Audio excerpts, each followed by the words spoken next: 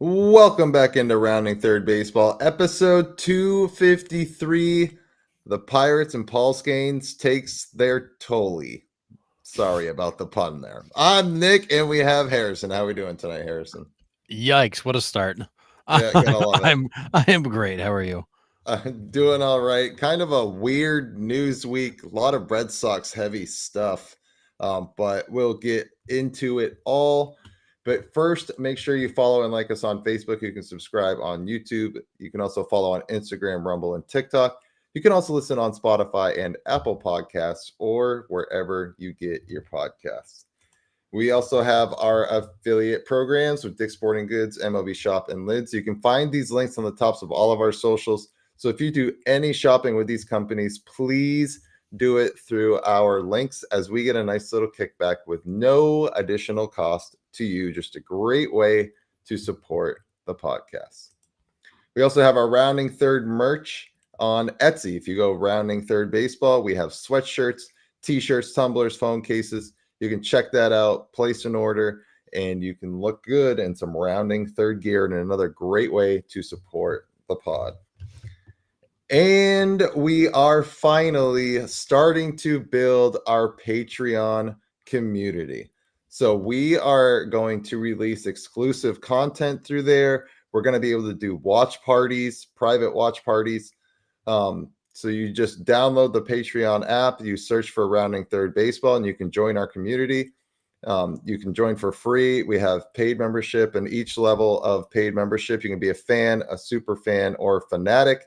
Depends on the amount of exclusive things that you can get, which could include merch and being on the show opportunities and stuff like that. So check that out on Patreon. We're looking to really build that community into a small, just Rounding Third baseball community where we can all go and talk about baseball. Yeah, and not to ruin your interest in it, but it's more time to hang out with us and chat baseball with the community, and hopefully you see that as a positive, but maybe not. Yes. So pretty awesome. Charlie gets it. Yeah. All right. We're going to start off, like I said, with the Red Sox here at the front. A lot of kind of news going on here with the Sox. Yeah, the playoff watch parties, Captain, are going to be awesome for sure. So, all right. Walker Buehler is released. And, I said it to Harrison and he sends it back. Well, a team needs to jump on him quick in order to make him playoff eligible. And sure enough, underneath the 4:00 deadline, probably today, he signs with the Phillies. But his time with the Red Sox, 7-7, 5.45 ERA, 22 starts. They move him to the bullpen. He blows that game, and the Red Sox are finally, just like, yeah, we're good. Is that a pile of trash behind him for the record? Yeah, I just adding him to the scrap heap was where I was going with that one. Chad finally about 3 months too late. Yeah. Literally, it's funny. Our text conversation was Sox release Bueller. Yeah, makes sense. He's been terrible. We go through. We need to sign with somebody fast. And my response back was Mets ? Phillies with Wheeler out ? Yankees, are they desperate ? And we just went back and forth on who would sign him. And of course, here it is with the Phillies because it was obvious who the 2 or 3 teams were that were going to make a move on him because he's going to be dirt cheap. The Phillies, with the loss of Wheeler, were trying to fill in a hole. And Chad, I agree. He's been pretty awful all season. And what was frustrating is he'd give you like 3 garbage starts, and then like he'd give you 1 really good one, and you're like, oh, maybe he's back. Then he'd give you 3 more garbage starts, and then he'd give you another good one. Like he kept dangling hope that he would be the Walker Buehler of old. But I think based on watching him pitch, the body language, the stuff which isn't what it used to be, the location which has been horrible. I don't know what Walker Buehler's future looks like. I don't think it's bright. I think he's a great guy, gamer. He gave you everything he had. He just doesn't have it anymore. He's not been the same guy since he gave the Dodgers basically everything he had in those playoff runs. That's not a trash pile. That's pictures of his starts with Boston. That's his stat line. And I think for the Phillies, it's a low cost option to add some depth. I don't see them realistically using him in the playoffs, but if he's just another option that doesn't cost you much. I think this is an absolute tryout for the Phillies. They have a month down the stretch here. They'll give him a few starts. They'll see how he looks. And he might be one of those guys that's like on the ALDS roster, but not on the CS roster, Right. or not on the World Series roster, or something of that nature, depending on how he does there. Hey, look, he could go back to the National League and absolutely start dealing. We've seen guys do that, which is weird. They make that leap from the NL to the AL and they can't make the switch, or vice versa.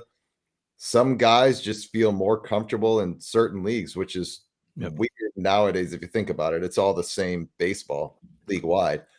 But I mean, who knows? I mean, I don't see him making a huge impact in Philly, but I think you're right. Like it's a low cost. If he goes out and he stinks it up his first two starts, Phillies release him, and that's that.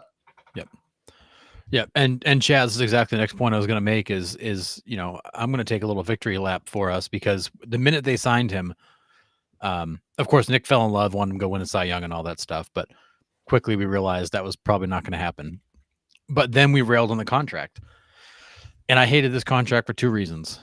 Here's a guy coming off injury with a kind of a sketchy past, and you guaranteed him all the money. So if he pitches like crap, you've got no way out of this. You're paying him $21 million on day one. It's all spent. There's nothing incentive based, which I thought was a mistake. Secondly, there was no upside protection. So if he went out and pitched like crazy and he won a Cy Young, like we hoped he would, you had no option you could pick up. You had no way to lock him up beyond this. So this was just a 1 year, here, take our money deal. And that was a huge mistake on Breslow's part. This was a bad contract that was structured poorly from a guy who, I've said over and over again, is clearly over his head. And this is a great example. If this was an incentive-laden contract, you wouldn't be paying him but a fraction of what you had on paper. Yeah. But you guaranteed him all the money. And this is what you get. You paid him $21 million for 7 wins. Yeah. I mean, so you can laugh at me now, but I had him as a Cy Young pick because I looked at his playoff performance last year and I was like, all right, maybe he found something in the playoffs. It has clicked. Bueller's back. And the type of deal that he signed, we talked about, was like, this is the ultimate prove it deal. He has to go out and save his career. This is the year that saves his career. If he goes out and lays an egg, like unfortunately he has this year, where does his career go from here? I don't know. Are there teams that are going to be vying for his services? I don't know. It might just be 1 year low money contracts from here on out, but that's where I went with the Cy Young pick, was like, he has to prove it. He has to put his nuts on the table and deal. And he just didn't. Yeah. I mean, if I look into my crystal ball, Walker Bueller's future consists of a lot of 1 year incentive laden contracts. And if he doesn't want those, then it consists of coaching high school baseball. I think that's where Walker Buehler is in his career. He's not the same guy he was. He doesn't have the same stuff he had. He's not the Walker Buehler of old. So he has to adjust to who Walker Buehler is now. Walker Buehler now is a 4 or 5 starter on a middle of the road team that is going to get a heavily incentive laden contract. Yeah. No, there's nothing to say that in a year or two he doesn't find it again. Further off of injuries, just getting more reps in. Maybe he finds it. But it's been over a year since he returned, and he's got a damn near coming up on 6 ERA and doesn't have the stuff anymore. I mean, his fastball's flat. His breaking stuff doesn't move like it used to, and he makes too many mistakes. That's what I was going to say, is like he can't get away with his high velocity stuff anymore. He has to learn how to pitch again. He can't just go out there and throw. Like, that's what this league is. Minus a couple guys, we have a league full of throwers. These guys just get up there and chuck it as hard as they can. Can they hit spots? Yeah, I'm not saying that they can't, but he now needs to learn how to pitch instead of just throw and get away with the raw stuff that he had before all the injuries. So can he do that? Yeah, he's got the talent. All the guys in the league have the talent to do that. That's why they're there. So I think he just needs to tweak it and learn how to pitch and not just throw. But yeah, I went back and watched some of the clips of him in 18 and 19, peak Walker Buehler. And the guy's stuff was so good. It was 96, 97, had late movement, had pop to it. The breaking stuff was nasty.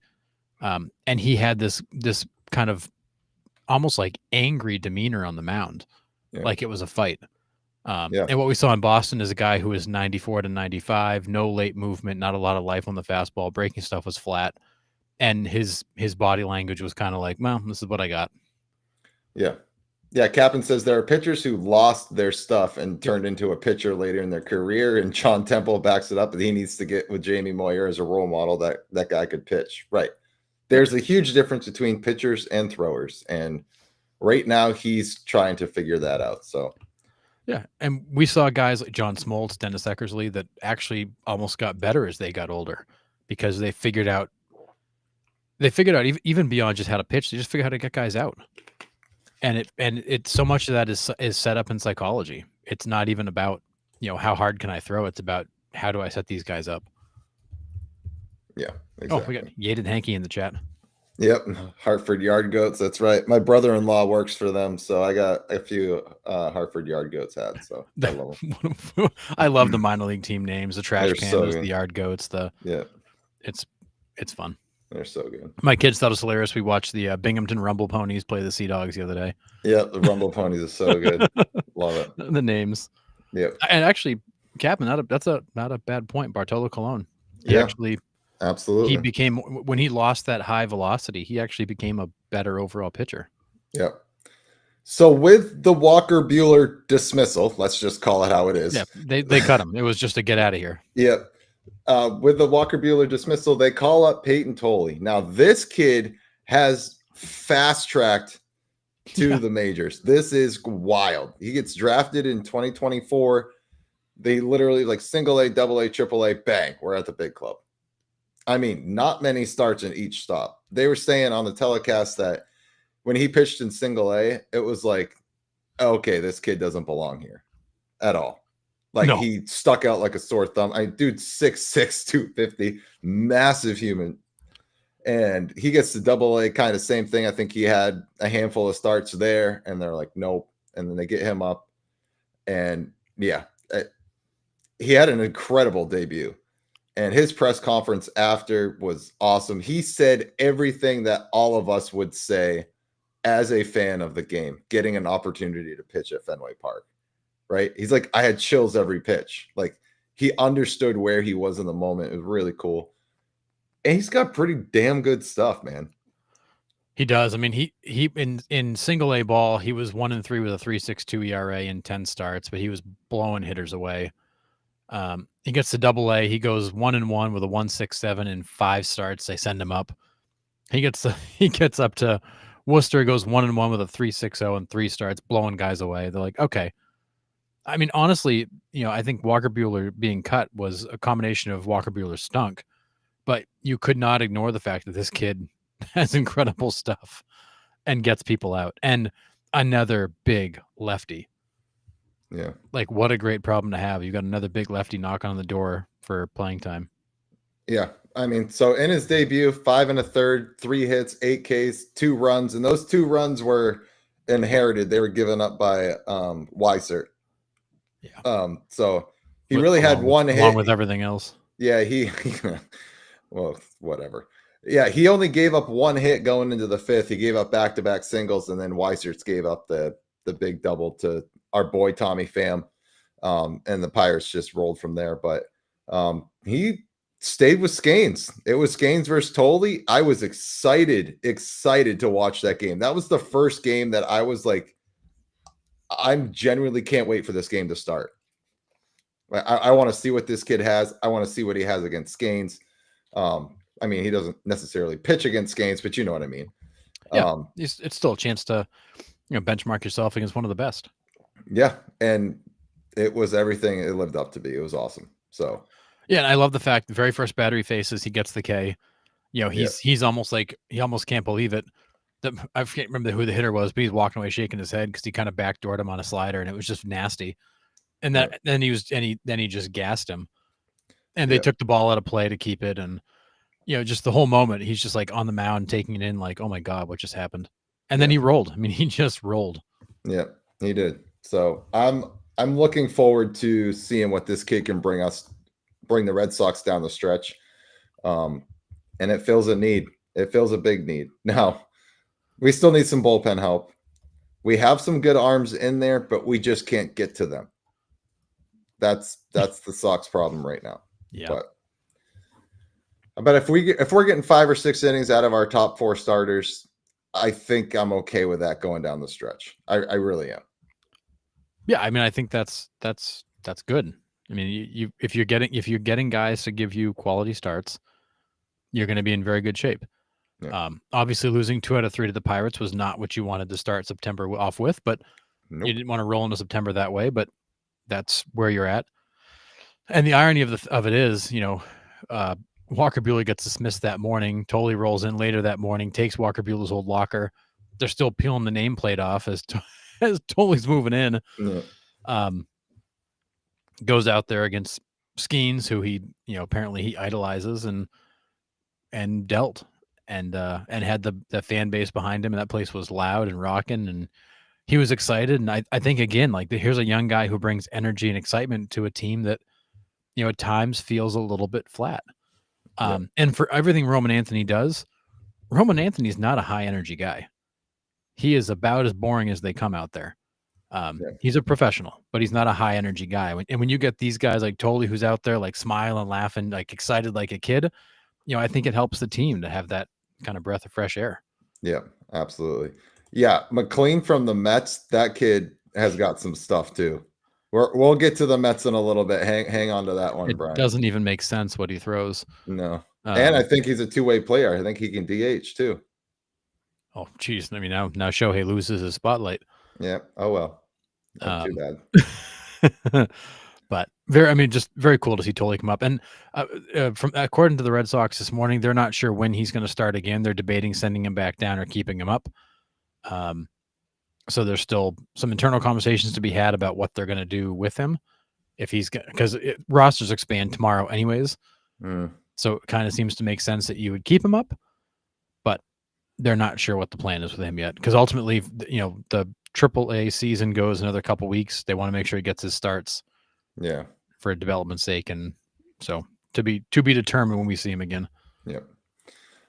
So in that same game, Roman takes Skenes deep and absolutely crushes one. I know we keep saying it, but you can't say baseball is dying when we have young kids with immense talent to keep carrying the torch. I mean, all these kids that are coming up, it's nothing like we've seen before. Have we seen rookies come up and make a big impact on their teams? Yes, but not at this pace. It just seems like every team has 3 or 4 prospects that come up and are immediately competing at this level. You don't see much struggle out of a lot of these kids anymore. Like, they're ready for the moment. And it is crazy. It is wild, and it's also the fact that like a guy like Roman Anthony, he comes up with such a professional foundation that it is way beyond his years. And again, like I said, he's not one of those high energy, like, I'm excited, oh shucks, I'm here kind of guys. He's a professional. Like, he's an old soul professional, but he doesn't get rattled. Nothing bothers him. He just sat back on Skenes and just rocked and ripped it. And then it was funny. They talked to Paul Skenes after the game, and he thought Fenway was so cool and all this stuff. And they asked about Roman Anthony, and his comment was, he's a good player, obviously hitting leadoff one of the best teams in the AL. What is he, 21? He doesn't look like a 21-year-old. I was trying not to walk him. You never pitch trying not to give up a 450-foot home run. Sometimes it just happens. But I mean, here's a guy in Skenes who's taking note of some of these young guys and what they're doing. Yeah. And, kind of tipped his hat to Roman Anthony, saying, look, I was just trying not to walk him because I didn't want to really pitch to him, but I did, and he hit a bomb. Yeah. Yeah. I think a full year of Roman Anthony, another offseason of development, and he comes back, we're going to be looking at one of the premier hitters in the league, if we're not already. His chase rate is when we checked a few weeks ago, it was like 99th percentile. Like, he just doesn't chase. Wow. His hard hit rate is way up there too. So it's exciting for us the Red Sox fans to see him in the box and having good quality at bats every single game, every single at bat. Yeah, absolutely. And Freddie Lynn even came out and made the comment to the media, um, that when you see Anthony come up and some of these young guys, it reminds him of '75 when Lynn and Jim Rice came up, like the impact those guys had and how they were, how they were ready to contribute. And he says Roman Anthony, he goes, I feel like I'm doing a double take of when I came up because he looks just as good, if not better, than I did when I showed up. And we were that changing of the guard. We were the new blood, Yeah. and that's who he is. It's another wave of that. Yeah, absolutely. All right. So the one thing the Red Sox have gotten right is they've extended the only guy in the bullpen that can get outs regularly. So he is, and this has got to be Chapman's first extension for quite a while, right? I feel like it's just been 1 year deal after 1 year Yeah, deal for him. that's what I'm saying. But I love this move. Another year of Aroldis Chapman. He's done nothing but deal for you and close out every game that you've put him in or succeeded in any role you've put him in, tie game, whatever. He goes in, shuts the door. 13.3 million with an option for 2027. So this could be where Aroldis Chapman ends his career, possibly. Yeah, and I think that's kind of the path that he's looking for. I mean, this is the first time I think he said that he was, actually going to find a place to live because he wasn't expecting to get traded out of town, and that's why he wanted to come here. Was his last few stops have been places he wanted to go to get basically, try out to get traded. This is the first time in a long time he actually planned to settle in because he was actually going to be there for a whole season, and he's pitched. He's been great, and we said it going into the season. This is going to come out one of two ways. He's either going to be a disaster, and they're going to deal him off, or he's going to finally settle in and get comfortable, and you'll see the Chapman of old. And we're seeing the Chapman of old. He's comfortable. He's letting it rip. He's back to his old ways. He's on a good team. Yeah. He's got that edge back. And I love it when he throws 103 and stares the guy down as they walk back to the dugout. Like he's a madman out there. And I think he's been good for some of these young players, his experience, but also the stability he brings. A guy that doesn't say a lot, but he certainly, what he does speaks volumes. Yeah. And letting it rip might be an understatement. I mean, he is just wild. Yeah. But he's been fun to watch. I'm glad that, and good for him, right? I mean, he has bounced around so much these last 4, 5, 6 years. It's good to see him have a little bit of stability and perform like we all knew the old Chapman, right? When he was with the Reds, it was like, dude, this guy's gonna be Hall of Fame closer already. What do you think his chances are going forward for a Hall of Fame candidacy? I feel like Chapman's one of those guys who's very much a bubble guy. I do too. I just don't. I mean, 361 saves. I mean, again, if he goes out and pitches another couple outstanding years, the conversation changes. But at 37, almost 38, how many more trips through the league does he have? This is a guy who probably ends up with roughly 400 saves. Yeah. Which I think leaves him short, but he's still gonna be remembered as one of the more dominant closers of his era. I mean, unfortunately, sure. Jansen and Kimbrell have the stats he doesn't have, but yeah, you can't say that the guy was not dominant in his time. Yeah.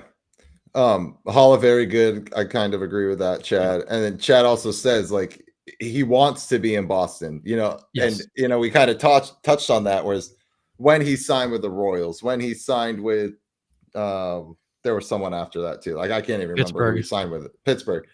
He knew that there was a chance. He was just going there to sign on to get traded at the deadline. Yep. So he wasn't going to get settled. And I think in turn, the Sox helped him rediscover his dominance because they probably told him their long-term plans. Hey, we haven't had a great closer here in a while, a consistent closer. You come in, you do your job. We'll talk extension with you. They're probably with him up front with him right away. Yep. So yeah. And I think you're right. Outside looking in for Hall of Fame, and I think you need 450-ish to have a shot at the Hall. And yeah, I think he's a that's guy fair. who's, he's going to be probably just shy of 400 and impressive numbers, but it won't be enough to get him in. Yeah. And it's a shame because he had a few seasons there kind of in the middle where he just kind of lost it. He lost it late with the Yankees, and then he bounced around. It was the Royals, and he got traded to the Rangers, and he went to Pittsburgh, and he got kind of left in Pittsburgh. And then he came to Boston and finally seemed like he settled back in. And he's the guy of old. Yeah. And I agree with Chad's point. Like he got comfortable because he was finally able to feel like he was going to be somewhere for a little while. Absolutely. All right, so I got this text from one of my friends back home in Maine, who I played Southern Maine Men's Baseball League with, and he sends me the bottom of the 5th inning of the Red Sox Pirates game today. And so I'm going to throw this out to you guys. How many earned runs in this scenario? So here we go. We have nobody on, nobody out. Romy Gonzalez reaches on a Gonzalez throwing error. Cedar Rafaela flied out. Carlos Narvaez doubled to right, so Romy's now on third. We got second and third, 1 out. Roman Anthony grounded out. Carlos Narvaez to third. Romy Gonzalez scored, so he reached on the error, right? Yep. Alex Bregman's hit by the pitch. Then Duran hits the inside the park 3-run homer. And then Trevor Story struck out swinging. So how many earned runs happened in this inning? This one irritates me. So it started 1-0, then Boston ties it, and then they end the inning with a 4-1 lead. So I ask everybody in the chat with the scenario I just rolled out, how many earned runs are in that scenario? Okay, we got a 0. Okay. Do we have anybody else? So Harrison and I, when we first looked at this, we both said what? 3. Right. One unearned run, right? Yep. So we both agreed that it's 3 earned runs, 1 unearned run. So it's actually, Captain was right. It's 0. And this is the reasoning. You have to like really, really pick this inning apart to find out that it's 0. And I still don't agree with that ruling, but I get it. Yes. So Romy Gonzalez leads off the inning. He reaches on an error. That's where I think the unearned run comes from, right? When I was looking at this scenario, he got on by an error. They gave up a couple of hits. He scores. It's an unearned run. He shouldn't have been there. But the reason it is 0, yep, and Yated Hankey is correct. The reason it is 0, that's not necessarily true. It's true if there's 2 outs. If there's 2 outs, all the runs after that would be unearned. So, yes, this is what happened, Captain. This is it. So Romy Gonzalez should have been the first out. Cedar Rafaela should have been the second out. Narvaez doubles, but Gonzalez doesn't score. So you got second and third with quote unquote 2 outs. The Roman Anthony ground out that scored Gonzalez should have been the third out. So now all of the runs after that are unearned. And I think that's absolutely insane. I agree because the pitcher just kind of gets to wash their hands at the end. Anything that happens after it, after that out, after that error, they basically get like a free inning. And I totally understand the math and the logic of how Roman Anthony should have been the third out. But at the end of the day, Romy Gonzalez reaches on an error. He comes around to score. Now the error has been accounted for. But the pitcher still has to go get outs.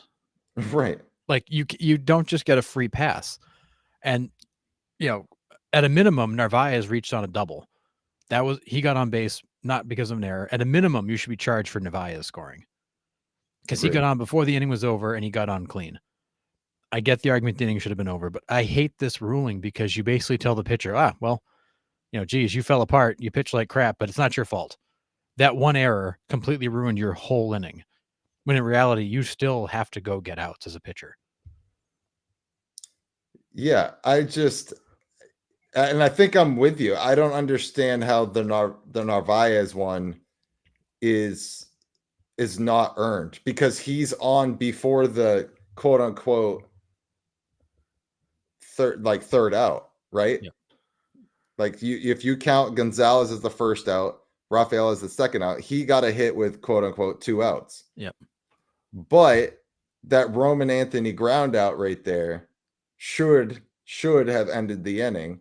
Yeah. And Narvaez wouldn't have scored on that. So yeah, and Captain kind of agrees with us. At a minimum, you should be charged for Narvaez because he reached before the inning technically ended. So he is your responsibility. But like, I totally understand the logic. If the inning should have been over, nobody should have crossed the plate. I got it. But in theory, every inning that ends with an error, you could have this same situation where you give up 8 and they're all unearned. When in reality, the pitcher, the Jaron Duran home run came off the pitcher. The right. Alex Bregman hit by pitch came off the pitcher. Narvaez's double came off the pitcher. Like, you gave those up. Yes, and they very well could have happened in the next inning. Like, what you're saying is that those guys would not have done anything if they had gotten up at another time, which to me is also insane. Yeah. Yeah. So I mean, it was just a wild one because like when my buddy Evan sent me this text, I had to read it like 2 or 3 times to like really understand like what happened in the inning. And then I was with you. I was like, oh well, 3 of those have to be earned, I would think. Yeah, exactly. My initial reaction was 3, but I was like, well, at a minimum, it's got to be 1. Yeah. And it's like, no, it's 0. It's like, you got to be kidding me. Yeah. Yeah. When I sent back 0, I could just see your face probably on the other side of the text stream being like, get out. Like, no way. But yeah, it looked like that meme, the guy going, huh? Yeah, exactly. I was like, how's that possible? Yeah. So, well, John, that's a great point. Yeah, we weren't supposed to assume the out. It is true. Yeah, I mean, but an error does go for an 0 for 1 in your box score. So, I mean, I get it. It was just a weird one to lay out because I mean, it's just one of those baseball oddities that were just like, how does earned run average actually work? And the answer is, we don't know. We don't know. Because I mean, in theory, if there's an error on the first batter of an inning, in theory, it's a free inning. Because they're going to come back to, well, the inning should have been over. Now, obviously, like this works out perfectly where it was a fly out and then a ground out, and you had all 3 outs in the first 4 batters. But I do not like the idea of giving a pitcher a complete free pass on an inning that they gave up 2 hits, one of which is a home run, and hit a batter. Like, right. That's not a good inning. No. Well, it's just like if the pitcher throws it into right field, it's still an unearned run. It's like, what? Yeah, you made the error. The pitcher did it. It's crazy. But yeah, if Rafaela walks or gets a single, if he reaches base safely here, then I think they all turn to earned. That's the crazy part of it. Yes. Right? Like if Rafaela right here, the second batter in, reaches on base, now they're all earned. That one batter determines it all right there. It's what's next pitcher's umpiring. Yeah. Oh, and Mike, that was my exact comment back to Nick is I don't think that's how it used to work. I felt like once the error happened, that runner came around to score. You cleared the decks of the error. It was over. The pitcher's responsible, but I don't think that's how it used to work. Maybe it did, and I just never fully understood it or just didn't agree with it then, but I don't remember it ever working that way. Yeah. Error should not be counted as an at-bat if it does not count towards the pitcher. I mean, you're not wrong. I mean, fair. I mean, it still counts as a run given up, right? I mean, it still shows up as runs on his box score, but it's crazy because baseball. Yeah. True. It was just a cool scenario. So thanks, Evan, for sharing that with me and breaking my brain this afternoon. Really appreciate it. Yeah, this one had me all screwed up. I must have read it 3 or 4 times. And I'm like, I keep coming back to the 3. Like, the pitcher gave up the home run on 2 guys he led on base. Like, how does he not get charged for those? Yeah, I think at a minimum, he's got to get charged for Narvaez at least because he let him on before the inning ended. Yep. Yeah. I would have. Yeah, you sent me back like the 3, and I go, nope. Try again. You sent me back like the 1. I go, nope. It's 0. Yeah, I was like, it's got to be at least the one then, right? And he's like, nope. I was like, this is stupid. This is so dumb. Crazy. Yeah, 'Cause I get the if there's two, you get the first two batters of yes, the inning out. The third one reaches on an error, then it's an avalanche of runs. I get that. You should have totally been agree. completely out of the inning. But like Harrison said, soon as the first batter of the inning that reached on the error got all the way around the home plate, like it should have reset at that point to me. Yep. But yeah, I don't remember it ever working that way. I don't agree or like it, but baseball. wild. All right.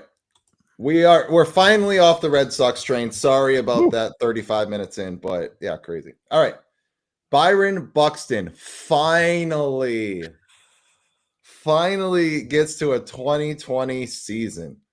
Holy smokes. We have said for years that this guy, if he was healthy, could be a 40-40 guy. Now, I get it. 2020 is not 40-40, but at least it's some sort of somewhere. Right. At least it's some sort of milestone for this guy. And he is on our what ifs of current players right now. If this guy could have stayed on the field, what his career would look like. But finally reaching 2020 for me, that's a big milestone for Buxton and for me to finally celebrate that he got to 2020 and he played enough games to get there. Yeah, I mean, this is his 11th season. So let that sink in a minute. 11th season. This is only the second time he's broken 20 home runs. Yeah. And he's currently tied at his career high of 28. Yep. And the other year that he hit 28, he only stole 6 bases. Yep. We've been waiting years to see this from this guy finally. And what's more impressive too, he's got 21 stolen bases, 0 caught stealings. Yeah, that's the same thing with Trevor Story. Trevor Story's 21 for 21 as well. Yeah. 21 stolen bases, hasn't been caught once. Crazy. Which is pretty wild. It's just sad that it's taken 11 years to get nearly a full season out of this dude to actually see what he can do. I mean, we had it in 2017 when he played 140 games. Yeah. But just it's sad because now we're getting a glimpse of what could have been for the last 11 years. Yep. And Mike Reed, a what if player, if there ever was one, and we're with you. I mean, we have pumped this guy up for years, and because I think it was even before the 2023 offseason, we're talking about like who in the league right now could potentially be a 40-40 guy. Yep. And he was on our list. It was like he stays healthy, he could be 40-40, no doubt. He's got the speed, he's definitely got the pop. But for him to finally get to 2020 was like, man, finally good to see. So well, and the reality of it too is that even if he plays every remaining game, he'll only be at like 130 games played for the season. He's still going to miss 20% of the year. But it just shows you what he can do in a limited sample. Yeah. Yeah. Knock on wood, he keeps it going. Twins fans deserve it. You're not wrong. Twins fans are waiting a decade. Yeah. At least 8 years since his 2017 season to see this again. Yeah. And it's been so frustrating year after year to be like, is this the year? Will we see him? Is he going to be healthy? And I think of that one in Fenway we talk about all the time, Nick. Like opening week, he laces a double off the monster, slides into second base, stands up, calls time, walks off the field, misses like the next 3 months. And we're like, what the hell happened? Yeah, non-contact play too. That was even the craziest part of that. Yeah, he didn't get. There was nobody even near him. He just coasted. He came in a second, slid in, stood up, called time, walked off the field, and that was it. He was gone for like 3 months, and it was the weirdest thing ever. Yeah, wild. All right, another milestone here. Jazz Chisholm. This kind of blew my mind. He is only the 6th Yankee ever to reach 25-25. Hard to believe in Yankees history. He's only the 6th player to reach this milestone.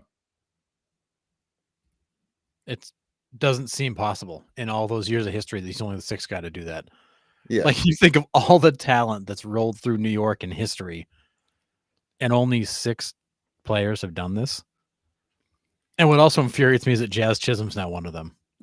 Like it just bothers me that his name is going to be etched in that record book as one of only 6 Yankees to ever reach 25-25. And granted, again, like talented guy, there's a lot of baggage to this dude.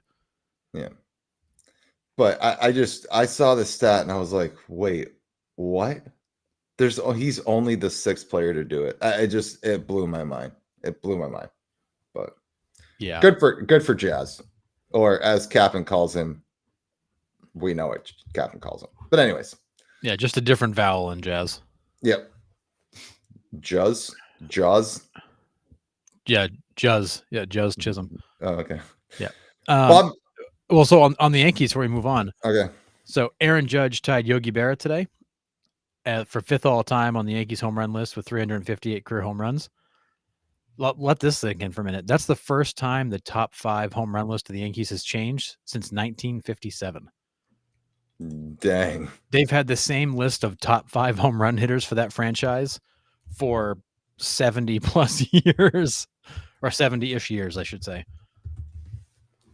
That's which is crazy. mind-boggling. So Aaron Judge is now tied for 5th place all time with Yogi Berra. And that list, to break that list, has taken a long time for somebody to get on there. Yeah. I mean, you think about like their history too. Like they haven't had a lot of sustained power hitters, right? No, I mean, they're all early. Right. And their run through the 90s, they had a solid team that didn't change much, but they didn't have guys that went deep. Well, and like any power guys they had, Teixeira, Giambi, A-Rod, they didn't stay that long. Like you didn't have these guys That's that what were lifer Yankees. They were there for a few years. The Yankees for the kind of the 80s, 90s, and 2000s have just bought talent.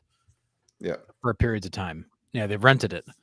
You know, when you go back before free agency, when they owned these guys the whole way, like that's when you had all these power hitters. But since then, it's been a lot of guys, you know, Reggie Jackson, Dave Winfield, just keep going down the list of guys they just had for a little while.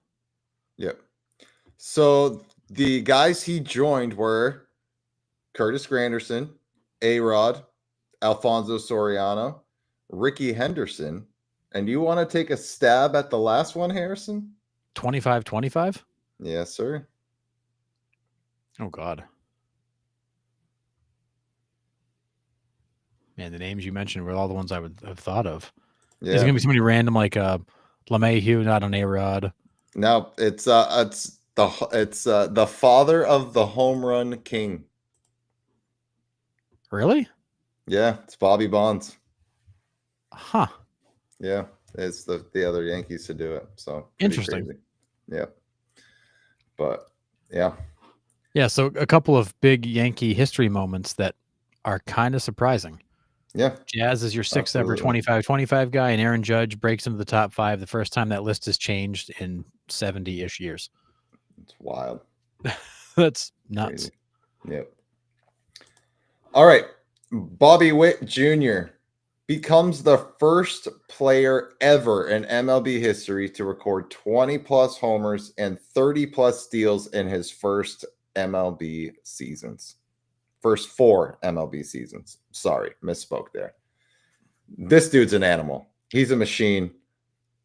The career he's going to put up, if he stays injury free, is Hall of Fame trajectory. I'm calling it now. That's good, right? The last time I checked, I think so. Yeah. Okay. This kid is a freak. Yeah. Absolute freak. Yeah. And not to mention, he also plays great defense. You know, hits for average, high contact, like he does all the things. Just think at this pace, what is he at for home runs and steals already? He's up over 100 in both, right? Yeah, 102 career home runs. Yeah, 102 career home runs, 144 career steals. Yeah, we're looking at 400 if he keeps this pace. Easy. I would think so. Yeah, I would think he's absolutely a 400 candidate. Yeah, I mean he's only 25. Yeah. Well, Chad, I hate that his career has been in KC, top 5 player, missing out on October. We have talked about this, right? I mean, the teams that have sucked for years are getting the talent because they're high in the MLB draft. You're going to get Paul Skenes on the last place team Pirates. You're going to get a Bobby Witt Jr. on the Royals. Oh yeah, he's absolutely the best athlete on the field on any day for Yeah, sure. hard to argue that. Um, I think the Royals will get there eventually. I have faith in the Royals and that they'll make a leap somehow. Like they Well, already showed it this year. They tried to move some pieces to fill the holes that they needed. They just weren't quite the right fit for them on that team. yeah, I mean and honestly, like as rough a season as it's been, they're only 3 games out of the wild card. Like they're not dead and buried yet. Right. But it's not been the season they hoped for. Their pitching has been elite. Their offense has been pathetic. Which is crazy because you lost your ace. I know. I know. Yeah. So It's yeah. insanity. And it's no surprise that the resurgence in KC began when he got called up. Oh, Like that team's been 1000%. really good the last like 3 years, and it's because he's been there for 4. Yep. No, Bobby Witt, Chad, is he gone in arbitration? No, he signed a 14-year extension. He's there. He's Yeah, staying in he's a KC. lifer. Yeah. Yeah, they locked him up. They gave him the Evan Longoria treatment, but I think they gave him a lot more money than the Rays gave Longoria. But and keep in mind his contract is technically a 7-year deal through 2030 with player and team options for 31 through 37. So it's a weird deal structure, but it is potentially 14 years end to end. yeah, crazy. But I suspect, unless the Royals are a hot mess, that those options keep getting picked up and he's there forever. Yeah. Yeah. KC, it's not the Pirates. They do try. I agree. Yeah, I'm with you. 1000%. But and Julio signed a very similar deal with the Mariners. Yeah. I think that's the blueprint that we're going to start seeing. I mentioned it a few weeks ago when we were kind of talking about Vladdy Guerrero's arbitration settlement of 31 million or whatever that astronomical number was. It was a big one. That teams want to stay away from that. Right. If I have a chance to lock up Bobby Witt Jr. now, I'm going to do it instead of him going to arbitration and absolutely taking me to the cleaners because he would get top dollar. It's why the Rays did with Wander Franco. Oh, wait, never mind. Anyways, but the flip side of that is look at like the Xander Bogaerts deal. You signed that guy to an 11-year deal, and that's absolutely not working for you. But you also signed him. This was Bogaerts' second contract. So it's a little late, I think, to make commitments like that to some of these players. Yep. And it's kind of backfiring a little bit for the Braves right now. We've been talking about that too. It's like these guys are going to be absolute geniuses for locking these guys up long term, or it's just going to blow up in their face. And for the Braves, it's blowing up right now because they can't keep guys on the field.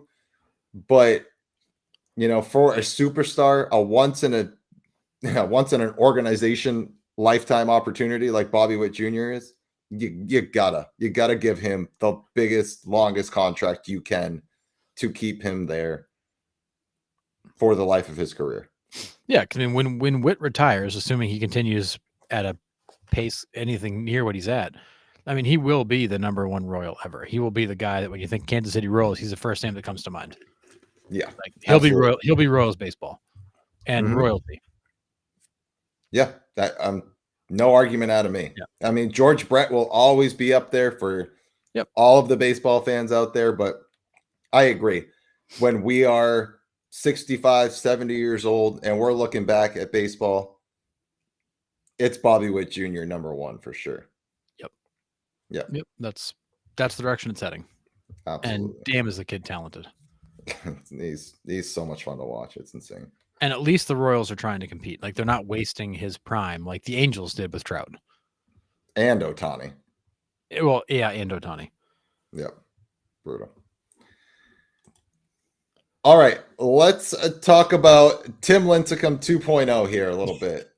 This dude's windup, by the way, the first time I saw him throw, I was like, what is happening? It's an experience. It absolutely. But the movement and the velocity he's got on his ball, like, wow, this kid's got it. Mets have brought up a couple young kids that look like they could be mainstays in this rotation. How are we feeling about the Mets after seeing these young kids and what they got going on? Have we changed our tune about the Mets at all? No, I don't think anything with the Mets has changed. they continue to struggle to win games here late. They lost again today to the Marlins. They're 6.5 back again. They've lost 2 in a row again. They're 500-ish over their last 10. This team is just like stuck in neutral. I do think bringing up the help they brought up is going to stabilize some things, but this is a team that's going to get in the wild card. They to me are kind of like the National League version of the Red Sox, where it's 2 steps forward, 1 step back, and you're just kind of like getting stuck where you are. Yeah. That's like the Red Sox dropping 2 out of 3 to Pittsburgh. It's like you can't drop 2 out of 3 to Pittsburgh heading into September.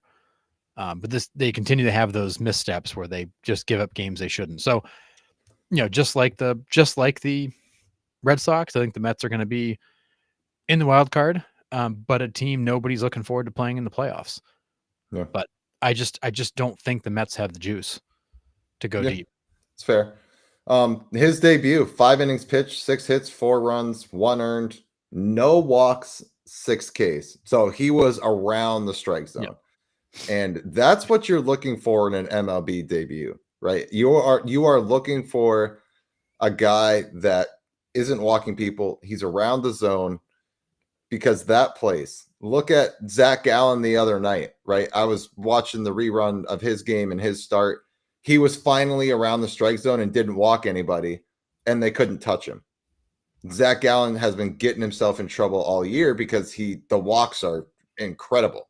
Yep. And Gallen's never walk guys. So that's what you're looking for out of these young kids is, do they have control on the mound? And this kid seems to have had it. And that's what I liked about Peyton Tolle too. He didn't walk anybody. I think he had one walk. So I love that. But yep. Yeah, and I agree with these comments too. Like, the Mets are still going to Met. They're lacking pitching. They're kind of stumbling into the playoffs. And Chad, I agree. Like, I think Tong has got some great stuff, but a guy around the plate like that, once people know what he's got, like, he's going to get hit. This was clearly like, the 4 runs versus the one earned. The Mets made some boneheaded plays behind him. He threw more pitches than he had to. But like, I'd like to see him a couple more times, see how that really works out. And when it comes to the playoffs, John, you've been saying this for a while, and I tend to agree that I don't trust any of these teams. Yeah. Like, I don't think there's any clear cut number one in any league. The Phillies have their problems. The Mets have their problems. The Cubs have their problems. The Brewers are the Brewers. The Dodgers have their problems. The Padres have their problems. There's no clear cut, like, this is the team everybody's got to catch. It's just going to be a bloodbath. It's get into the playoffs, and it's going to be survival.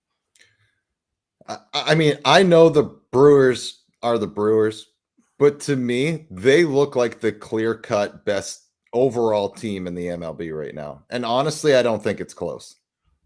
The way that they're playing, do they have any like huge superstar names? Like, I mean, I guess you could say Christian Yelich is there and Jackson Churrio's climbing up the ladder real quick, but I think Yelich is more of like a guy that was a superstar, right, and is now kind of like beginning to dim. And that's my point. But they are playing complete team baseball, and I think they are the most complete team in the MLB right now, and I don't think it's close. They now own the highest run differential in baseball. They've only given up 540 runs all season. Yeah. Which puts them in the top 3, I think, when I saw. The Royals are 1. Sorry, the Rangers are 1. The Royals are 2, and then it's the Brewers. I'm sorry, Padres, Brewers. I mean, they're number 4. They've given up the 4th fewest runs in baseball. They pitch, they catch, they run, they hit. They do all the little things. Like, they might be the most complete team, but again, I go back to, when it comes playoff time, this team, as good as they've been, always folds like cheap furniture. Yep. And I would love to see them not. Same. Yeah. 100% Brewers are the team to beat. $110 million payroll. Go team thrift shop. Yeah. And honestly, like, part of me is pulling for them to win just to cram it up Cohen and, the Council. Dodgers. Yeah. Cram it up Cohen and the Dodgers to say, hey, look, like, you can have your $400 million payroll. We'll still beat you. Yeah. And the whole Craig Council thing too. Man, the Craig Council would be No, awesome. yeah. Even So especially if they knock the Cubs out of the playoffs, that'd be even better. wild, but yeah. So if we have submarine pitchers and 3/4 arm slot guys and sidearm arm slot, what do you call this arm slot? Because this isn't even over the top. This is past over the top. So they would categorize him as over the top. I would consider him like 120-degree or 120% angle. Like he's coming all the way around the other side. He's almost 3/4 arm slot for a lefty. Yeah, he's not 3/4. He's 1 1/4 because he's coming back past 12 o'clock. Wild. I mean, Yeah. he literally he hit that ball comes out at like if you're looking at the clock, comes out at like 1 o'clock. I mean, It's it is wild. beyond the point of overhand. Yeah. And just like Lincecum, it's this crazy arm whip that like almost comes out of his ear, Yeah. and then it's got crazy movement. Yeah. I mean, he literally it looks like they copied and pasted Tim Lincecum. Yeah.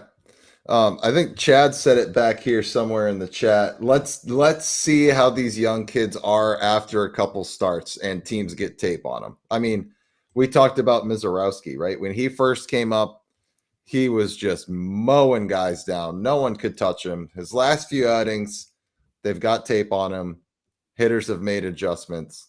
So now Mizorowski has to go back and make the adjustments. So it will be interesting to see what they get on Tong, what they get on Tolle, and see how the adjustments go from there.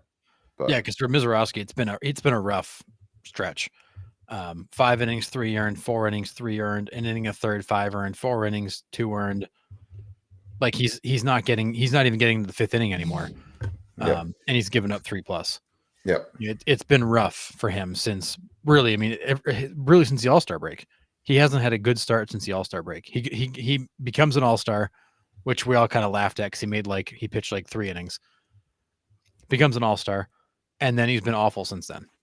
Yeah. He's been really pretty bad.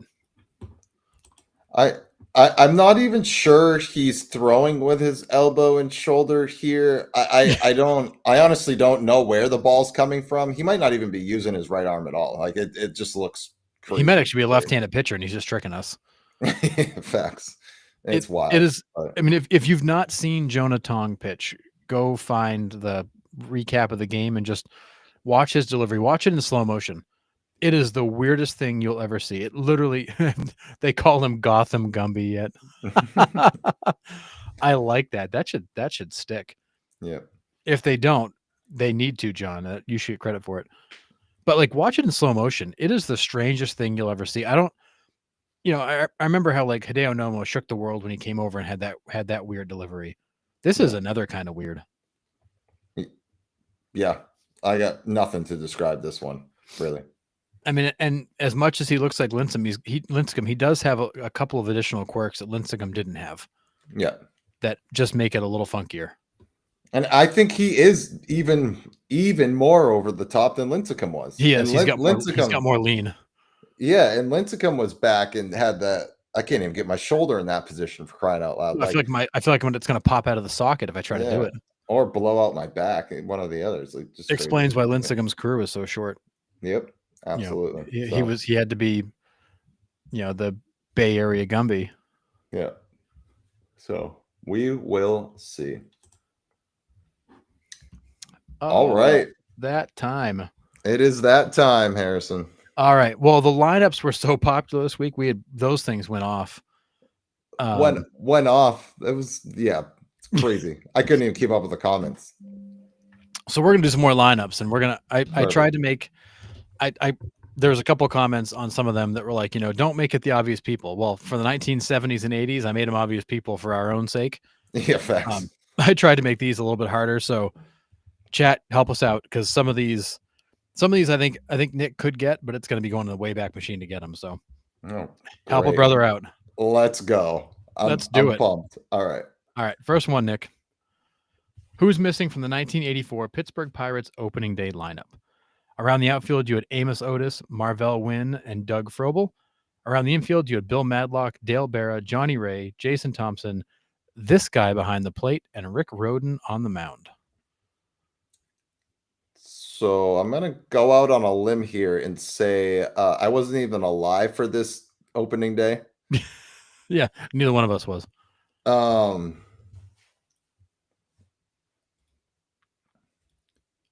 This is a catcher you are familiar with. okay, so that narrows it down. I only have one that could possibly fit the 4 and 4, Okay. and that's Tony Pena. It is absolutely Tony Pena. That was just a pull. Yeah, and Yated Hanky dropped that in the chat. Yeah. No, he Tony said he Pena. said Tony Lena.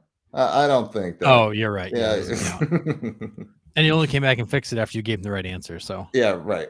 obviously. So much for being a Wow. history guy. Yeah. I was 7, not watching Pirates baseball though. Fair. Facts. That is facts. And that hasn't changed in the 40 years of the Pirates' existence since Yeah, '84. it's amazing. It's amazing how in my life I've never thought, man, I should watch more Pirates baseball. Yep. But I just take a minute to admire this picture. How on earth do you catch that way? Look at the umpire, how low he is. He's like, I don't even know how to umpire this. Like, because No, it's like, where do I go? yeah, Like I'm not even sure where to stay. Like he's almost like next to him because he doesn't know. Like you can't get behind him. yeah. And I'm actually surprised that now, especially with the catchers going down to one knee, that they're not wearing a thigh pad. Like, I know. Why are you even wearing a shin guard at this point on that leg? Yeah, I mean, look at Pena. Like, there's no way his right shin's getting touched, but that thigh is totally exposed. And his left one isn't either. It's straight up in the air. He gets it in the side of the leg. Like, there's no padding there. Yeah, but, I mean, you almost need to put him in one of those like football thigh pads. Yeah, so crazy. Tony Pena. Good one. All right. Who's missing from the 1978 Cleveland Indians opening day lineup? Around the outfield, we had Johnny Grubb, Rick Manning, and Paul Dade.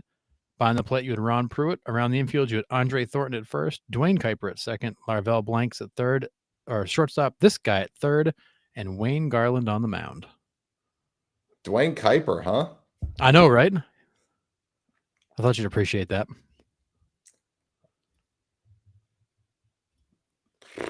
I don't have Chris Sabo. That would be too easy. I know. And you'll see Chris Sabo here in a little bit. I made sure to add him to a lineup for you. Okay, nice, thanks. I'll probably still miss it in my opportunity.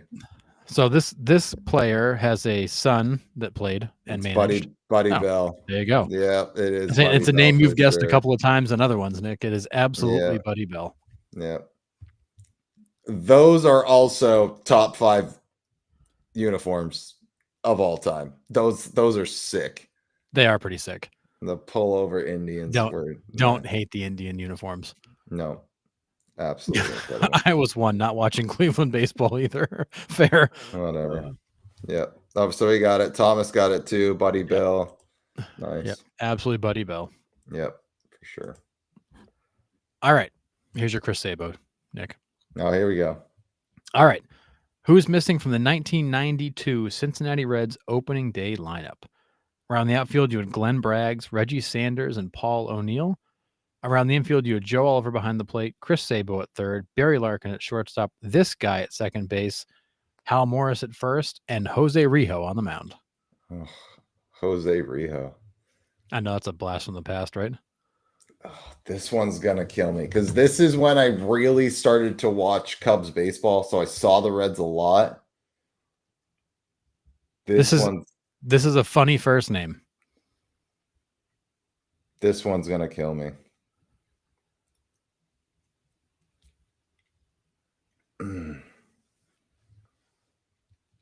It is not coming to me.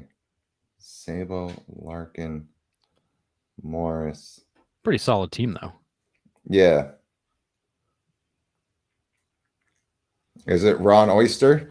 It is not. It's not Ron. Oh, Bip Roberts? Yeah, it's Bip Roberts. Yeah, absolutely, Bip Roberts. Yeah. I loved Bip Roberts. Oh, my God. Good one, Chad. Little spark plug kind of guy. Yeah. Yeah, Bip Roberts. And it was just fun to say his name, Bip Roberts. Yeah, I definitely... Did he play for the Orioles, too, at some point? Or was he always... No, he was always. I must remember him with the Reds. So he was Padres, Reds, Royals, Yeah. Indians, Detroit A's. Yeah, he kind of bounced around a little bit later in his career, Yeah. but yeah, he was primarily Padres and Reds.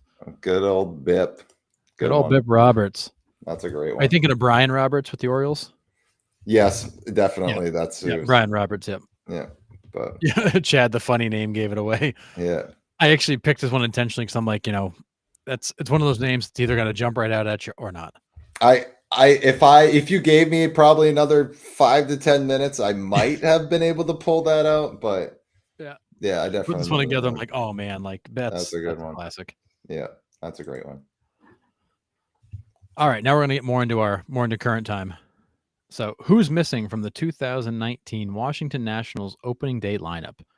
Around the infield, you had Yan Gomes behind the plate, Anthony Rendon when he actually played at third, Trey Turner at short, Brian Dozier at second, Ryan Zimmerman at first, Max Scherzer on the mound, and around the outfield, you had Juan Soto, this guy, and Adam Eaton.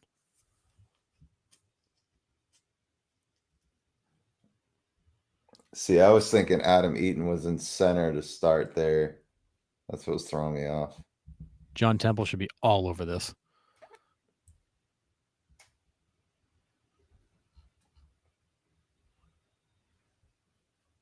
Why am I blanking? It's not him. Oh, Niger Morgan's a great guess. That's a great guess. It's not him. Not him. Michael A. Taylor, another great guess. Not him. And it's not Howie Kendrick. He was an infielder. Nope. This guy is currently on the Mariners. It's not Victor Robles, is it? It is absolutely Victor Robles. Is it really? It is. Wow. It is. Forgot he came up. Yeah. Victor Robles. Yeah. So that was his first full season, if I remember correctly.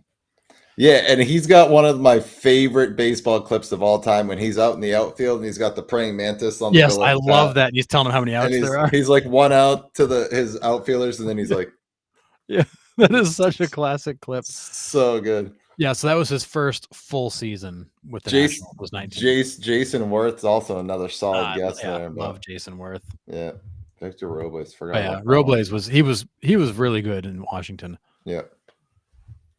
But he was there for what 1, 2, 3, 4, 5, 6, 7 years. But he only played his first 2 seasons. He played a total of 34 games. Mm-hmm. And then it was 19 was the first full season. 2020 was a short season, and then 21 and 22 were full seasons, and then 23 he was hurt and missed a bunch of the year. Yeah. But yeah, I love the clip of the praying mantis. That's a good one. It's so good. All right. This is another one for John Temple. All right. Who's missing from the 1996 Seattle Mariners opening day lineup? Around the outfield, you had Darren Bragg, Ken Griffey Jr., and Jay Buhner. Behind the plate, you had Dan Wilson. And around the infield, you had Paul Sorrento, Joey Cora, Alex Rodriguez, this guy, and Randy Johnson on the mound. That's not Luis Soho, is it? It's not. Mike Blowers. No. Not Blowers. Very underrated third baseman.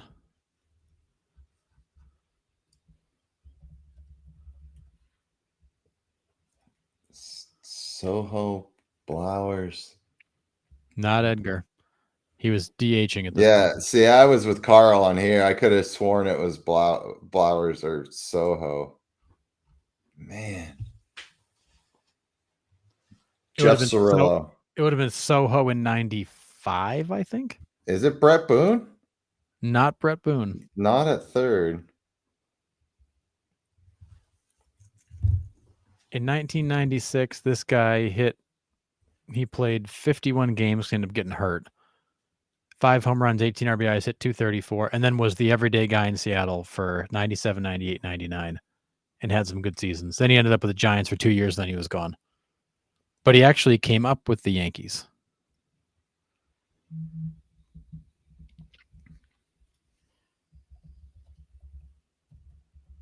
Nope, McNoperson. Nope, McNope. Todd Zeal, interesting. Not Todd Zeal. Not Todd Zeal. I mean, it fits the letters, but it does. There it is. Russ Davis? It is absolutely Russ Davis. Never would have pulled that. Yep. Russ Never would have pulled that. Davis. Yeah. So all I can think of is Ken Griffey Jr. baseball and like N64. Russ Davis was the man in that game. Okay. Yeah, for some reason, when I think Seattle Mariners teams in the '90s, it's Luis Sojo and Mike Blowers there. Like yeah, I never would have pulled that one. Oh, and actually, Chad had guessed it like a minute before. Yeah, Sorry, Chad, we missed you. Nope, yeah. no, Let's see. it was right before Nope McNoperson. Yep.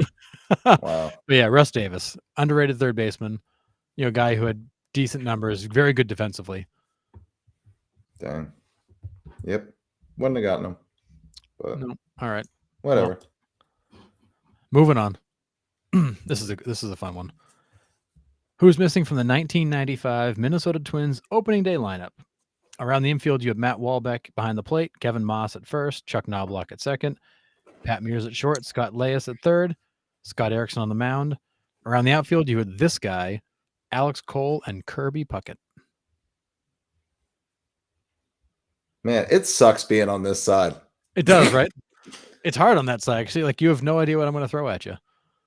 Yeah, thanks for calling that out, Carl. Yeah. Combat Carl was there for Chad. I should probably know this one too, huh? This is one of those where you know it, but it may not come to mind. And when you hear it, you can be like, "Oh yeah, I remember this guy." Scott Fletcher. For what it's worth, he won Rookie of the Year in 1995. Year 95.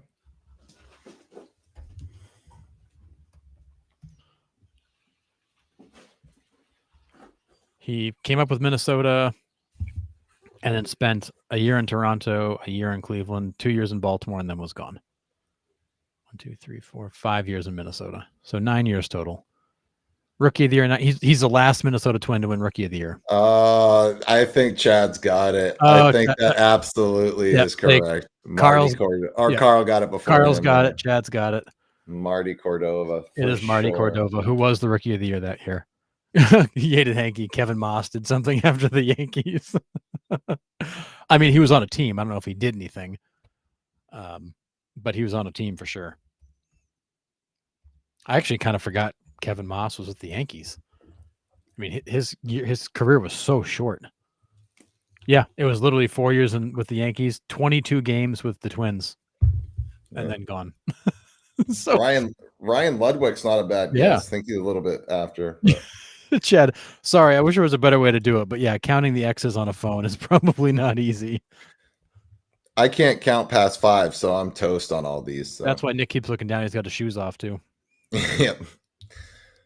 Yeah, I probably should have pulled that one.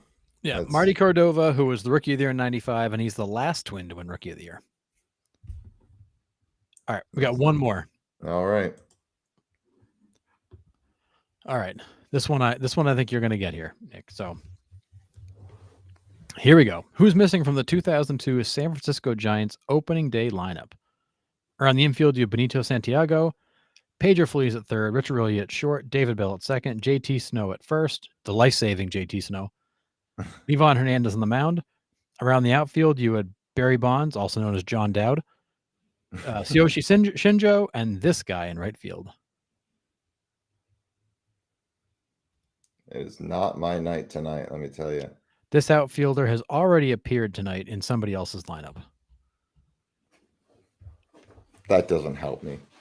He's probably best remembered as the Cincinnati Red. And he was a member of your D-backs for a little while, if I remember correctly. Oh, it's Reggie Sanders. Yes, it is. Reggie Sanders. It is Reggie Sanders. That's right. Who wasn't in San Francisco long, but yeah, Chad got it. Yeah, I beat him though. I got him. Yeah. Well, probably not because he's on a delay. So nice job, Chad. Yeah. Yeah, Marvin Bernard though. That's definitely a name I've not heard in a while. That's a great guess. Yeah. That is a good one. I love this one because like even if I don't get them, I don't really care if I don't or not. But like the names that you guys pull out sometimes, I'm like, oh my god, I completely forgot about that guy. So that's incredible. Yeah, it's no secret. No secret. I can't math. No secret. Yeah. You think Reggie played everywhere. I mean, he did play a fair number of places. Yeah. Absolutely. But So, good old yeah. Reggie Sanders. Yep. Absolutely. That's crazy. So, all right, Harrison. What else do you got? Anything in the chat too? You guys can bring up. We can talk about what do you got? I got a few things for you. Let's start with this one. So, did you see that MLB released the 2026 schedule? I saw that they've released it. I have not had a chance to look at it really in depth yet. That's okay because nobody has, because MLB does what MLB does, and they release it on a Tuesday night when nobody's paying attention. Right before college football kickoff. Yeah, I just so I mean my point is, hey, the 2026 MLB schedule is out, and hey, nobody knows because MLB did its typical thing where it releases something and at 6 o'clock on a random Tuesday, and it's like on the 7th page of Google. So for those that don't know, the 2026 schedule is out. There's some interesting matchups, and the 96th annual All-Star game at Citizens Bank Park on Tuesday, July 14th. And the opening day slate is Thursday, March 26th, which is the earliest scheduled traditional opening day in history. Yeah. They're starting even earlier next year. It looks like everybody's playing on opening day. From what I can tell, it looks like it's all going to be in the U.S. too. So when's the World Baseball Classic? it's usually in that February window. It's like takes over spring training. Because I thought it like trickled out into March in 2023. I could have sworn like the championship game was like March 17th or something like that. I thought I could be wrong with that, but March for some 5th, reason, yeah. So the WBC is March 5th through March 17th. okay, so I was right. But Yeah. so there's only a 8 or 9 day window between that and opening day. Yeah, I think last time it was the same thing. There was like a 10-day break before they Okay. started the season. So did they release a strike shortened schedule? No, not for next year. That's 2027. Yeah. Next year's okay. The CBA goes through December of 2026. So next year's fine. It's 2027 that's likely in jeopardy. And they're not going to release a schedule for something that's not going to happen, Captain. Oh, no, MLB is going to release a schedule just to make us all think they're going to play, knowing full well they won't. Yeah. Yeah, Mr. Clams, we're with you. Enjoy the rest of this year and next, because it's going to be a miracle if we have baseball in 2027. 1,000%. There's no way it's happening. Don't disagree that 2027 is at high risk of not happening. So anyway, so yeah, MLB did what it does. They released the schedule and nobody's paying attention. Yet another missed promotional opportunity, but it's out. Season starts earlier. WBC kicks off in March. I want to say the first wave of like those friendlies and early games are in February, and then they roll through the schedule in March. Yeah. So that's that. Next item, I'll come back. I'll do this one first and come back to this other one. So I'm not sure if anybody saw, but a couple days ago, the FBI released 130 pages of documents relating to Pete Rose. Those documents were from Ronald Peters, who was Rose's deceased bookie. And they came out of a mid-1980s investigation into narcotics and bookmaking that Peters ran. So when Ronald Peters died, all of the records from his investigations come out, and Rose was all over them. Some of this information was already known back in 1989 during the Dowd Report. Some of this is new information. I think the highlights of what came out is Rose bet a lot, frequently, in large amounts. At one time, Rose was into Peters for 90 grand in losses. Rose was also a silent partner in a bar that Peters operated. Rose was very much involved in the bookmaking. But generally, Pete Rose's thing of choice was football. He'd bet on 10 games a week, usually a grand or two each, sometimes as high as $3,000. And he would get into this bookie deep in pretty short period of time. But he did get as high as 90 grand in debt, which caused all kinds of financial problems for Pete. He was selling memorabilia and stuff. He would do extra signings to try to pay it off. But it's an interesting glimpse into Pete Rose's gambling activities, because he gambled a lot. High volume on everything. A lot of football, some basketball, a lot of baseball. But he was a heavy gambler, and he had a bookie that took a lot of his action, and also he owed a lot of money to. I mean, I don't think it's a secret anymore. Like, I mean, you look at the documentaries that came out about him, and the type A personality he was, it doesn't shock me at this point. No, I think it's an interesting glimpse into how big a problem Pete Rose had with gambling. We've said it many times on the show that Pete Rose had that addictive personality. It's why he played the game so hard. He had that addictive personality, and that was once he got into something, he went all in on it. And when you're blowing up your bookie for 10 different football wagers on a Sunday, like that's a problem. It's a lot, and the volume of his gambling it definitely shows a guy with a problem. Yeah. Musicum, I agree with this point, like, especially now, right? I mean, now it's very hypocritical, I think, for MLB to like poo-poo gambling, but yet promote it every half inning. Like, I'm with you. You're running updated, betting lines across the ticker in the third inning of a game. Like, it is kind of crazy. Yeah. So, but yeah, it is it's big business. And back then these illegal bookmaking operations were all over the place. I mean, hell, we just watched Shohei Ohtani's or Ipe's bookie. Yeah. He's going to jail for a year and a day.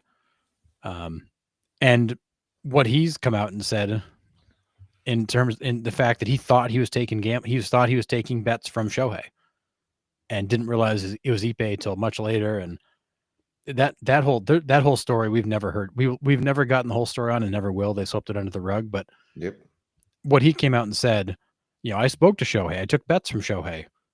Holy crap. Like, everybody thinks you didn't. Yeah. But anyways.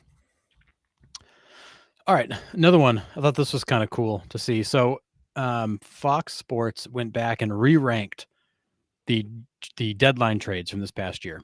So I'll be curious your take on these. They re-ranked the top 10 trades. Okay. So here we go. Trade number 1 is Laureano and O'Hearn to the Padres.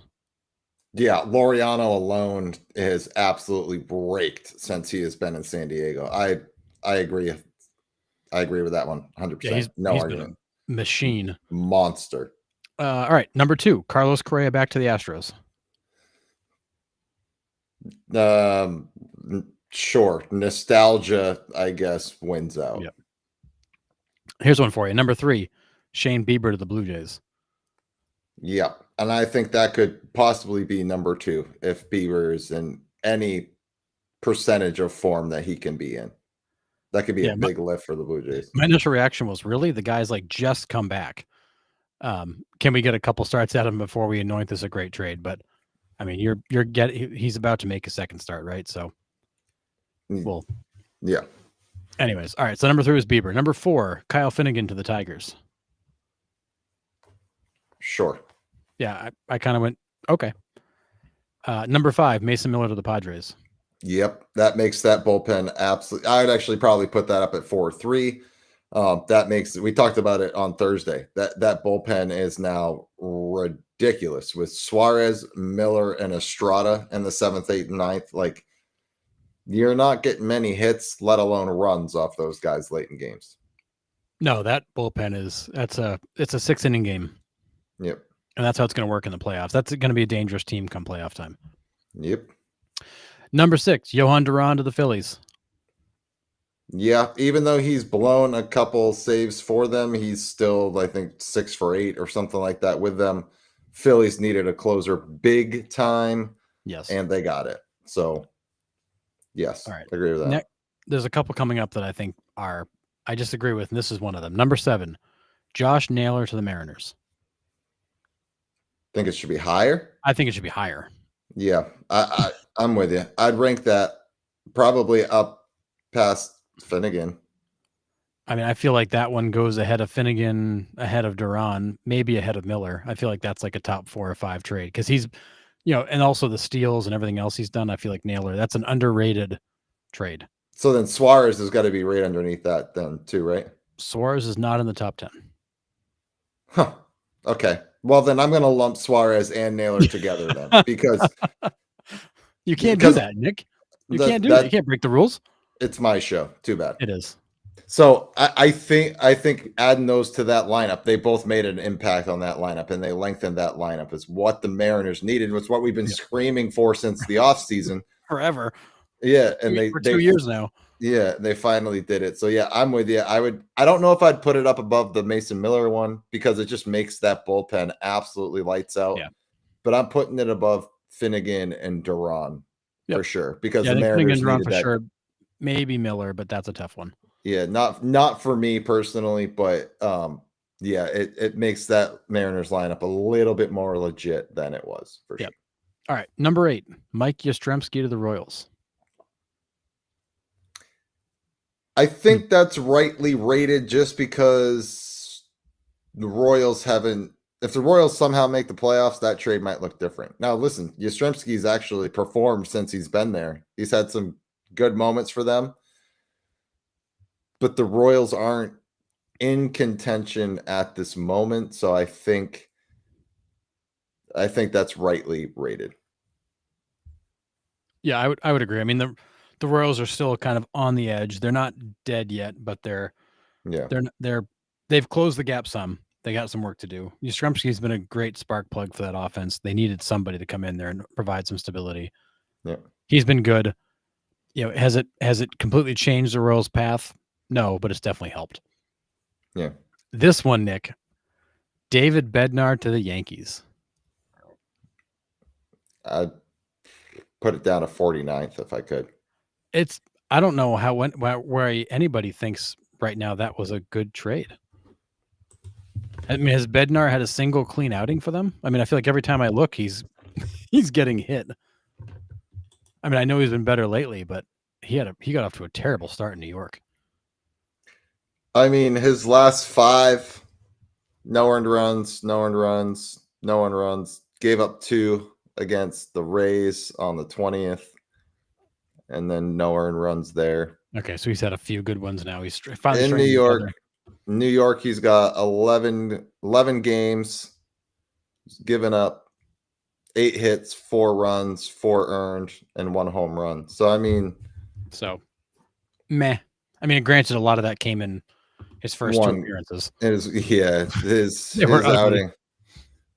Both of their outings when they got traded and they faced the Marlins in Miami was rough. But that was brutal. It was rough for everybody. I mean, Caballero made the error on top of it. Like everybody that got traded had a bad day. I mean, I do think that's actually, honestly, I'm going to say it's rightly rated at, what was it, 9, 10, 9. Yankees, Devin Williams was not the answer that they were looking for.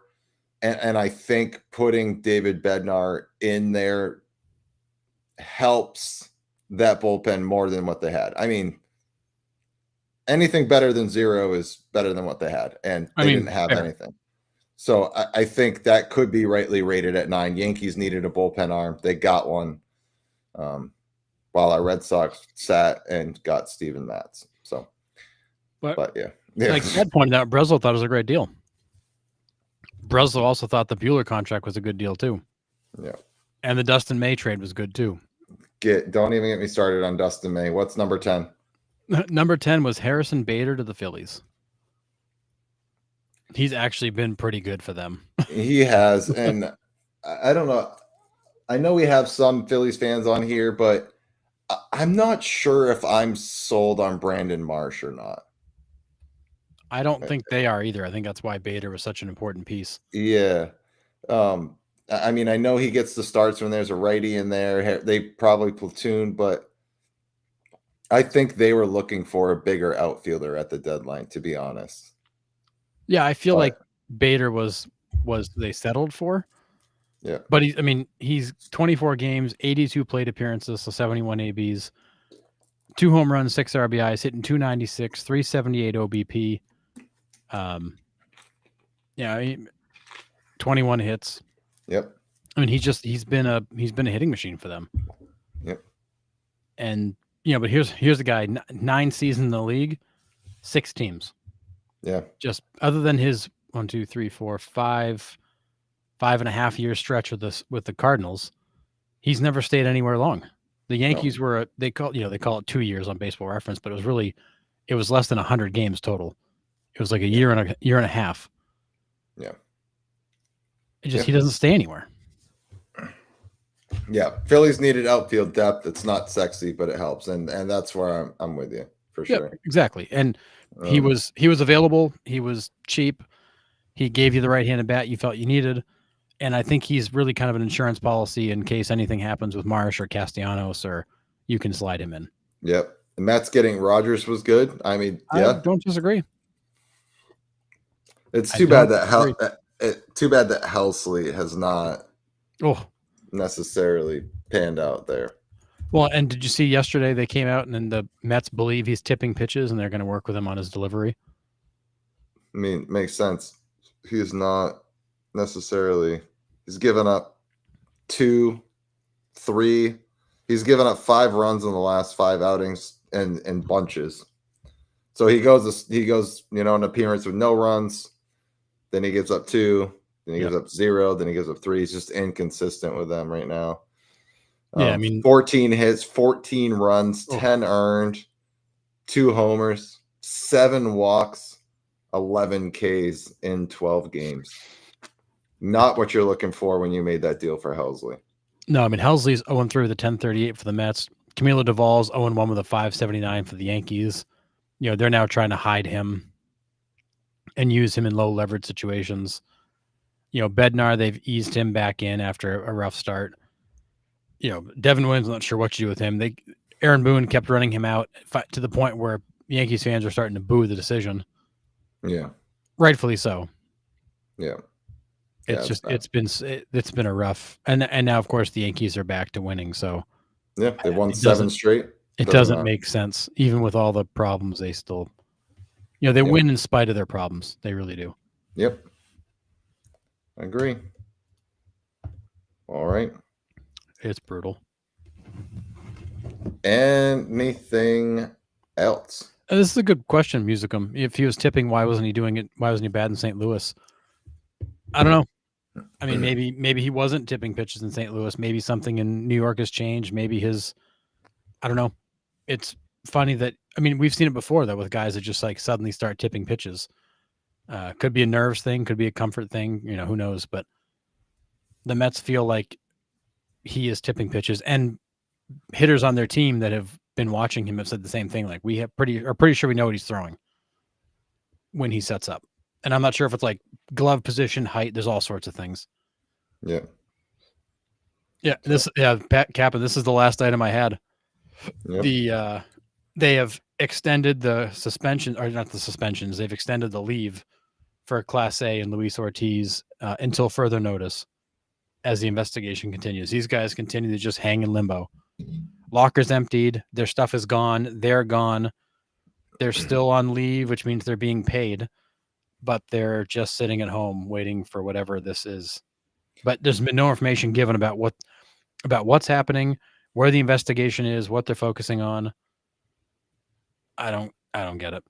This tells me they have something big. Because the players union even quickly agreed. Yeah, just make it indefinite. I am convinced that they are just stacking up the paper of evidence, and then when it is all compiled, everything's going to come crashing down. They wouldn't have these guys still on leave if that wasn't the case. If they had nothing and they're just grasping at straws, these guys would be playing already. I hope so, because if they come out and this is a big nothing burger, it's going to be bad. At this point, there's no way that it's not a nothing burger. It can't be. There's no way.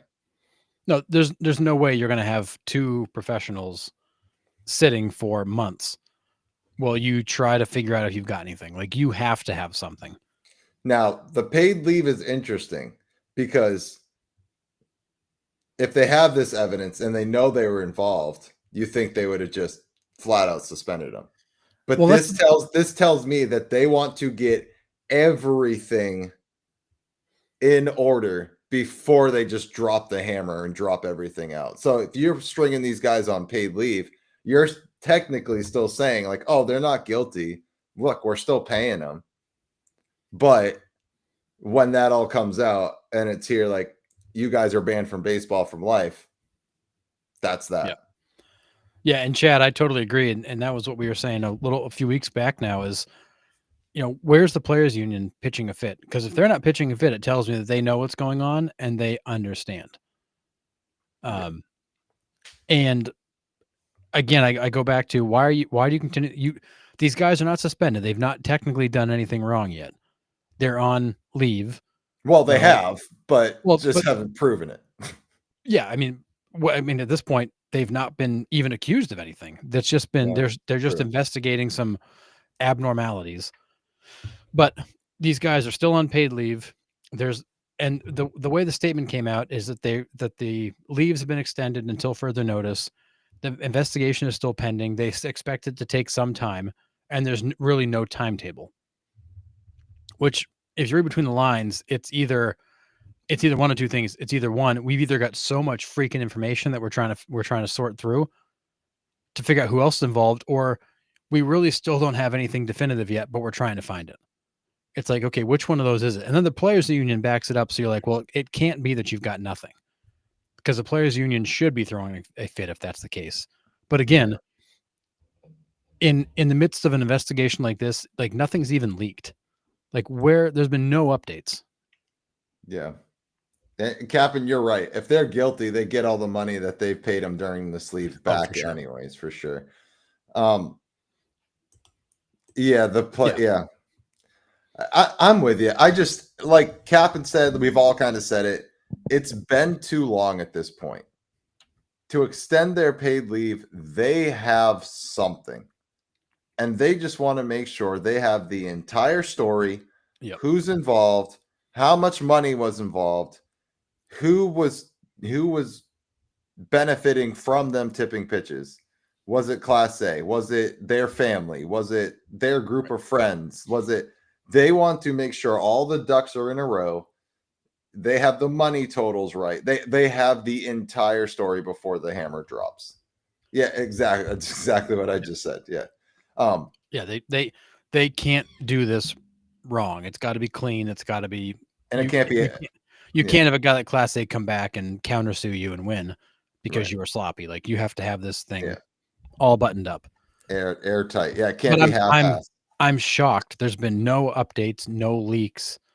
Like we still literally know nothing after months, which to me is almost shocking that it's been kept that close.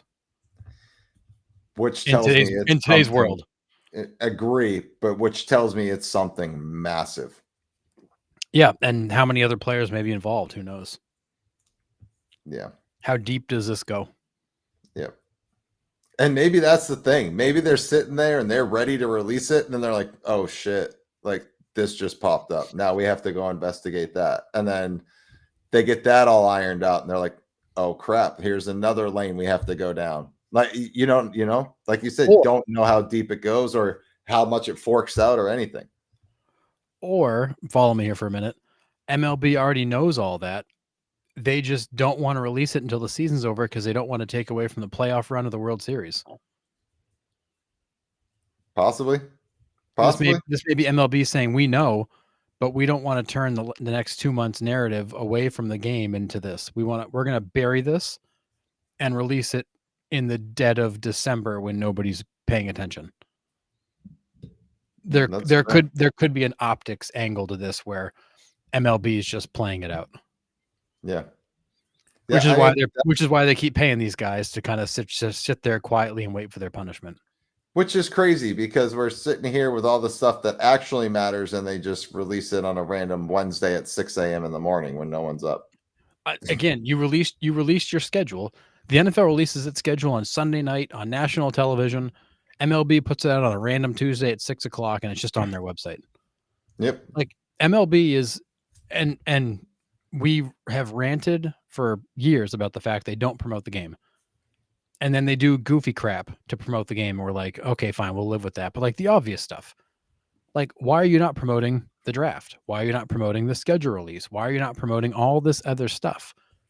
You just threw your 2026 schedule on your website at 6 o'clock on Tuesday night. Nobody friggin' knew it was out there. Yeah. Yeah. Nobody even knew.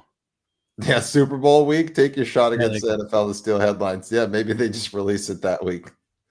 Oh, by the way, That'd be amazing. Drop it on the Saturday before the Super Bowl that'd be and great. frig the whole weekend up.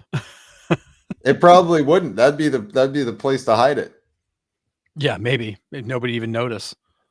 Manfred's waiting for kickoff on Sunday night, and he's like, "All right, drop it." Yeah, all the sports media is there paying attention to football. They don't care. Yeah. I will say one of the big headlines of the week was obviously Travis Kelce and Taylor Swift, and I loved the meme going around where this is the first ring that Travis got without referee's help. That's funny, man. I Yeah, didn't hear about. Yeah, it's dead. yeah. So, yeah, I don't know. Missed opportunity. I think this is bigger than what we could, what we're even thinking it is. For it to be completely airtight, it has to be something big. That's my thought on it. It's been too long for them. Stuff always gets out. Because, it's been what, since June for Ortiz? Yeah, he's been out since before the All-Star break. Yeah, so you're telling me you've had him on leave for 3 months at this point. Mm-hmm. And if they didn't have anything, this investigation would have been over already. Yeah, and Class A has been going on like 5 weeks now. He's a little over a full month. Yeah, so they have something big for sure. Absolutely. Yeah, it doesn't look good, but the messaging on it's so damn cryptic. It's hard to tell what we're working with here. Yeah, I agree. But typical MLB. Yep. All right. Do you have anything else for this evening? Nothing else from me. Alrighty, sounds good. Before we go, like I said, make sure you check us out on Patreon. We are building the community there. So we are trying to do some watch parties there that will just be that small community where you guys come on and we all just kind of watch the playoff games together, World Series games. And we have like exclusive merch drops over there.